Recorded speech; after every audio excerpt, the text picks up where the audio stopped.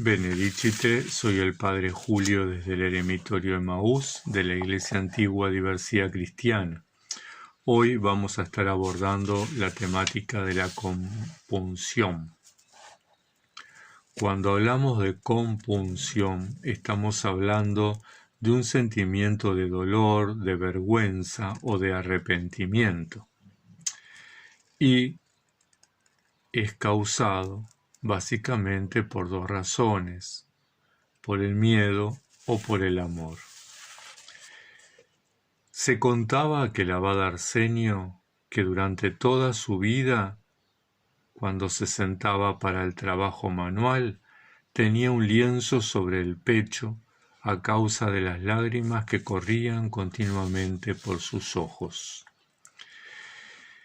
La compunción ha sido un tema muy trabajado, muy querido, muy respetado por los padres del desierto.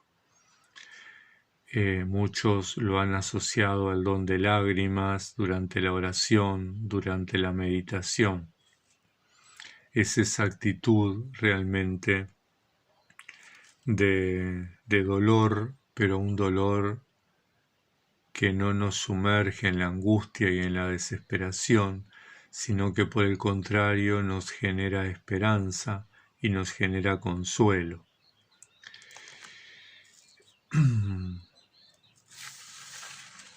Un hermano, dice uno de las apotegmas, rogó al abad Amonio: dime una palabra.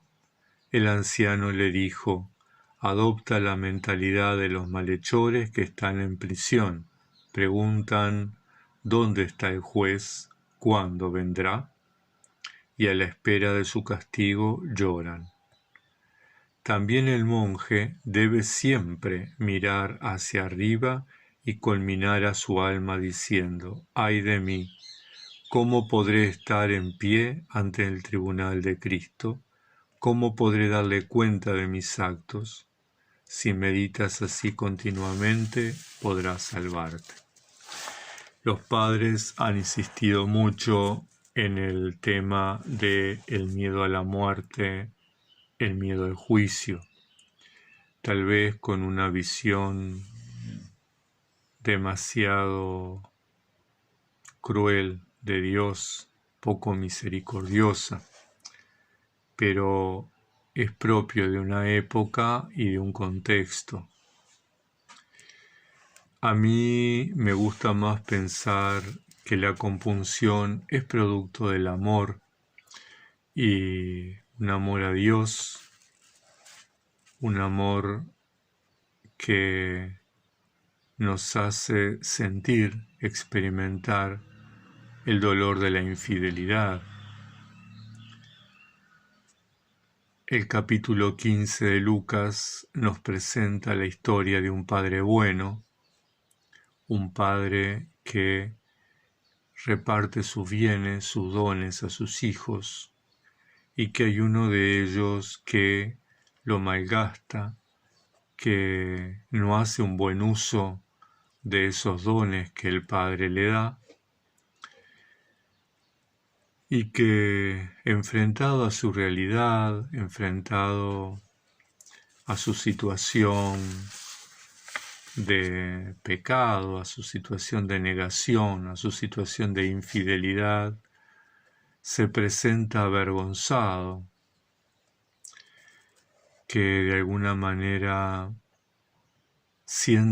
experimenta el deshonor, experimenta el oprobio, experimenta la afrenta, y entonces decide retornar a la casa del Padre, humillado, avergonzado, dolorido. Él ya no se siente hijo, se siente un servidor, un esclavo, un trabajador, y así pretende transmitírselo a su padre. Sin embargo, el padre tiene una actitud muy distinta a la de ese Dios juez, ese Dios que toma partido y venganza, que se nos ha ido metiendo en nuestra cabeza durante siglos. Ese padre se toma la molestia de salir, dice el relato de Lucas, cada tanto, a ver si veía llegar al hijo, si lo veía volver. Ese padre tenía la certeza que tarde o temprano el hijo volvería. Y un día lo ve de lejos y no espera que el hijo llegue a la casa y pida perdón. Sale él a su encuentro. Y no espera que el hijo se arrodille y pida perdón. El padre lo abraza. Y no espera que el hijo se humille y pide perdón. El padre le concede nuevamente la dignidad de hijo. Eso significa las sandalias en los pies y el anillo en el dedo, ¿verdad? El señorío. Le devuelve su calidad, su dignidad de hijo. Y no espera que el hijo se ponga de rodillas y pida perdón. Hace fiesta porque recuperó a su hijo. Sin lugar a dudas, este hijo debe sentir en su interior el haber traicionado un amor tan grande, debe sentirse avergonzado, destrozado, lleno de dolor, pero también de gozo por el Padre que tiene, por haber sido perdonado. Ese sentimiento donde se mezcla de alguna manera el dolor por la infidelidad y el gozo por haber sido perdonado, es la compunción.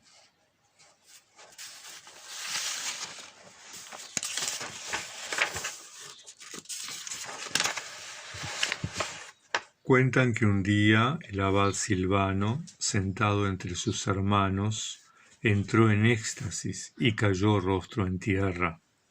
Y después de largo rato se levantó llorando, y los hermanos le preguntaron: «¿Qué te sucede, padre?». Y como insistieron, dijo: «He sido raptado al lugar del juicio, y he visto a muchos que vestían nuestro hábito, que iban a los tormentos, y a muchos hombres del mundo que iban al reino». Desde entonces el anciano se entregó al pentos y no quería salir de su celda, y si lo obligaban a salir se cubría el rostro con su capucha diciendo: «¿Qué necesidad hay de ver esta luz temporal que no sirve para nada?». En primer lugar, una aclaración. El penthos es un sentimiento que en el mundo griego hacía referencia al duelo por un familiar muy querido, muy cercano. En el mundo monástico, en el mundo de los padres del desierto, fue adoptado y pasó a ser la tristeza causada por los pecados cometidos, sean propios o sean de los pecados que comete el mundo, la sociedad, por un principio de solidaridad. Entonces, este santo padre, santo monje, experimentó cómo el hecho de ser monje no garantiza ser salvo, no es la llave de entrada al reino. Y en ese rapto, en ese éxtasis, se convence de que la celda es el lugar del encuentro con Dios, por eso no quería salir. Encuentra en la celda la protección, la intimidad con Dios, es como la carpa del encuentro. Y por otro lado, experimenta esa ruptura con el mundo, ese no ser del mundo, no querer salir, ese morir al mundo, que de alguna manera en la vida monástica es la renovación de las promesas bautismales. El bautismo es participar de la muerte de Cristo y de su resurrección. El bautismo es morir al mundo es morir al mal, es morir a todo lo que nos separa de Dios y un nacer a la vida divina, ¿verdad? Eso simboliza el sacramento del bautismo, eso representa. Y este padre Silvano, entonces, convencido de esa necesidad de ruptura, se pregunta qué necesidad hay de ver esta luz temporal que no sirve para nada, porque lo realmente importante, lo realmente válido, lo realmente trascendental es la experiencia de Dios. Otro apotegma de la abadesa sinclética de Santa Memoria dijo: a los pecadores que se convierten les espera primero trabajos y un duro combate, y luego una inefable alegría. Es lo mismo que ocurre a los que quieren encender el fuego. Primero se llenan de humo y por las molestias del mismo lloran, y así consiguen lo que quieren, porque está escrito: Yahvé es un fuego devorador. También nosotros, con lágrimas y trabajos, debemos encender en nosotros el fuego divino. La abadesa nos plantea el combate espiritual, nos plantea la conversión, el cambio, la renuncia, la transformación, la transfiguración, la experiencia del monte Tabor. Dejar atrás, dijera San Pablo, el hombre viejo para nacer al hombre nuevo. La abadesa sinclética nos propone la compunción y el combate para encender el fuego divino. La compunción, las lágrimas, el arrepentimiento, el aceptar nuestra debilidad, el aceptar nuestras flaquezas, el aceptar nuestra mediocridad, el aceptar que somos infieles, pero con la certeza de que tenemos un Padre, un Dios, que nos ama, que nos perdona y que nos espera. El fuego divino no es otra cosa que esa experiencia de comunión con Dios de la que los padres esicastas han hablado muchas veces al referirse a la luz increada, el resplandor que experimentan los discípulos en la transfiguración, la luminosidad que tenía Moisés en su rostro al salir de la tierra del encuentro, de la tienda del encuentro, en la tierra desértica, en la tierra que era de tránsito entre la esclavitud y la tierra de promisión. Ese sentimiento que nos transforma, que no podemos expresar, mezcla de dolor y de gozo, de impotencia y de poderlo todo, de adoración y de contemplación. Eso, de alguna manera, refleja la experiencia de la compunción.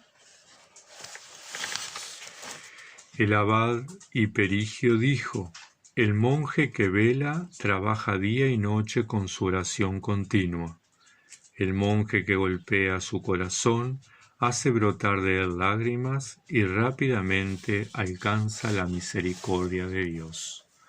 Este padre, entonces, nos recomienda la vigilancia, el monje que vela, la vigilia, y que trabaja día y noche en la oración continua, por lo tanto, vigilia, oración, y que se golpea el pecho, arrepentimiento. Son las 3 recomendaciones de este Padre para alcanzar esa experiencia de misericordia de Dios. Otro Padre nos dice: un hermano preguntó a un anciano: Padre, ¿por qué mi corazón es duro y no temo al Señor? A mi modo de ver, respondió el anciano, Aquel que se reprocha a sí mismo en su corazón alcanza el temor de Dios. Recordemos que el temor no está asociado al miedo, sino al respeto, a la veneración, a la adoración, a ese sentimiento de sumisión a Dios.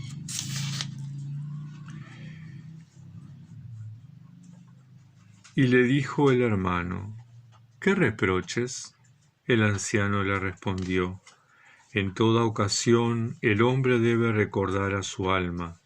Acuérdate que tienes que comparecer ante el juicio de Dios. O también, ¿qué tengo yo que ver con los hombres? Estimo que si perseveras en estas disposiciones, vendrá el temor de Dios. La compunción asociada al temor, al respeto, a la veneración, al reconocimiento de la grandeza de Dios y de la pequeñez humana, la aceptación de nuestra realidad, la aceptación de la sumisión, la reverencia, el reconocimiento a aquel que es absoluto, aquel que lo es todo. De alguna manera es el reconocimiento al poder infinito de Dios, al Padre que perdona a pesar de todo, y el reconocimiento de mi limitación, de mi impotencia, de mi pecado, de mi pequeñez, de mi enfermedad espiritual y de mi necesidad de ser sanado. Un hermano preguntó a un anciano, dice otro apotegma: ¿por qué mi alma desea las lágrimas como aquellas que he oído decir derramaban los padres antiguos y no vienen, y eso turba mi alma? Y el anciano respondió: los hijos de Israel tardaron 40 años en entrar en la tierra de promisión. Las lágrimas son como la tierra de promisión. Si llegas a ellas, ya no tendrás la lucha. Tampoco la temerás. Por eso, Dios quiso afligir al alma para que siempre desee entrar en aquella tierra. Y es que la experiencia de la compunción no es algo que se da inmediatamente, apenas uno empieza en la vida monástica. Los padres como modelo, los padres que han vivido y han experimentado la compunción, han hecho un largo trayecto, un trayecto de purificación, un trayecto de poder reconciliarse consigo mismo, con Dios y con las personas que tenían algún entripado, como decimos acá, algún intríngulis, algún problema. Buscar imitarles en nuestro contexto es importante. Debemos apresurarnos de alguna manera, hacer el esfuerzo de poder encontrarnos con nosotros mismos en este camino de la vida monástica, y encontrarnos con nosotros implica aceptar la realidad, aceptar que no somos perfectos, aceptar que no somos santos, aceptar que muchas veces no somos buenos ni somos justos, aceptar que muchas veces necesitamos ser sanados. El ingreso a la vida monástica es necesario entonces realizar una revisión de nuestra vida. Los primeros pasos en la vida monástica, en la vida eremítica, muchas veces están orientados a reparar, a reconciliar y a sanar. Poder lograr una unidad en nosotros, poder presentarnos en la presencia de Dios como lo hizo el Hijo pródigo en la presencia del Padre, ¿verdad? Reconociendo su pequeñez, reconociendo su limitación, reconociendo su infidelidad. Ingresamos a la vida ascética muchas veces fragmentados, divididos, lastimados. La compunción asociada a la oración continua nos unifica, nos rearma, nos sana. Es el tránsito del hombre viejo al hombre nuevo. Transitamos la vida monástica reparando, perdonando y perdonándonos, porque nos alejamos voluntariamente de Dios. Como dice San Benito en la regla, nos alejamos por nuestra indolente desobediencia. La vida monástica es el retorno a la obediencia a Dios, el retorno a la casa del Padre, como el Hijo pródigo, el retorno del exilio de Babilonia, la Babilonia del mundo, la Babilonia del consumismo, la Babilonia del individualismo, la Babilonia de las infidelidades, de las idolatrías. Es el retorno de los vicios, como recuerda Evagrio Póntico, a Dios, de los placeres y las comodidades que nos propone la sociedad y la cultura, frente a las injusticias, a la discriminación, a las desigualdades. Si la vida monástica no está marcada por un profundo conocimiento de nosotros mismos, de nuestras realidades imperfectas,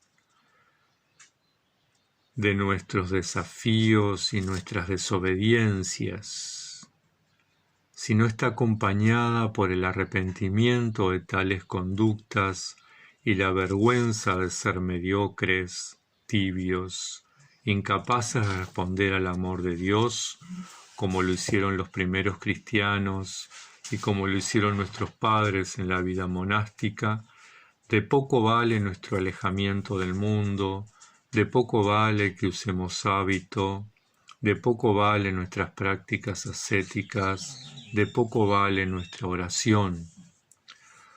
Todo debiera tender a la compunción y ella a purificar nuestros pensamientos, nuestros sentimientos y nuestras acciones, unificándonos, renovándonos, transfigurándonos.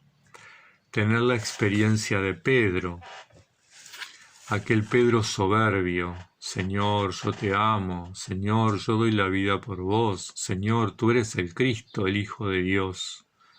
Pero después, habiendo experimentado su flaqueza, habiendo experimentado su pequeñez, habiendo experimentado su insignificancia, habiendo negado al Señor, ya no se atreve a decir que lo ama cuando el Señor le pregunta: Pedro, ¿me amas? Y cuando él se lo pregunta por tercera vez, mucho más dolido, mucho más avergonzado, Pedro responde: Señor, tú lo sabes todo, tú sabes que te quiero. Esa debiera ser la respuesta del monje. Señor, tú lo sabes todo. Tú sabes que a pesar de mi pecado, que a pesar de mi pequeñez, que a pesar de mi insignificancia, que a pesar de haberte negado, yo te quiero. Tal vez no lo demuestro, pero lo siento. Y tú, que sondeas el corazón, tú que lo sabes todo, sabes que te quiero.